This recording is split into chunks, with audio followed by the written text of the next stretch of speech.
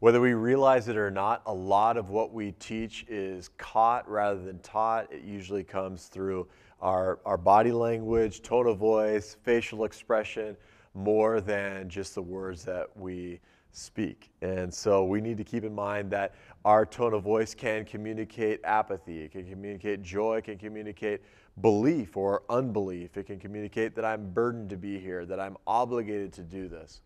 So we need to pay attention and make sure that our tone of voice and our body language communicate, they line up with the message that we're saying and intending to say in our time of teaching.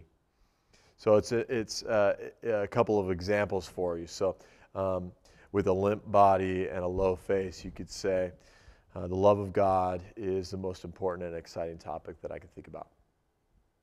Or you could say, the love of God is the most exciting and important topic that we can think about. Or you might say, sadly, if people, people don't believe in Jesus, they're going to go to hell. Or you could say, if people don't believe in Jesus, they're going to go to hell. Your tone of voice is totally different, and it communicates a different message in each time.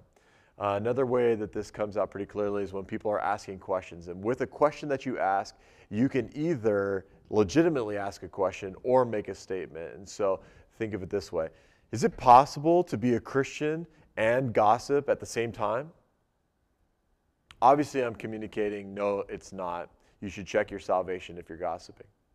I could say the same thing in a different way. I could say, is it possible to be a Christian and a gossip at the same time? And I could be communicating at that point, maybe.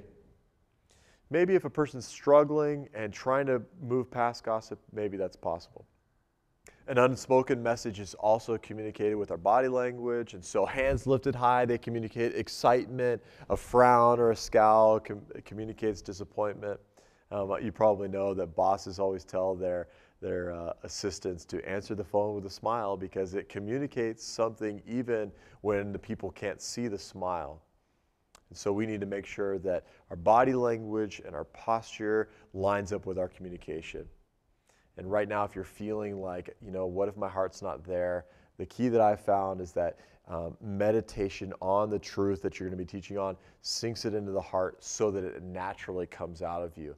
Your smile lights up, your frown goes down, your hands get stretched out as you meditate on the truth and it becomes a part of who you are.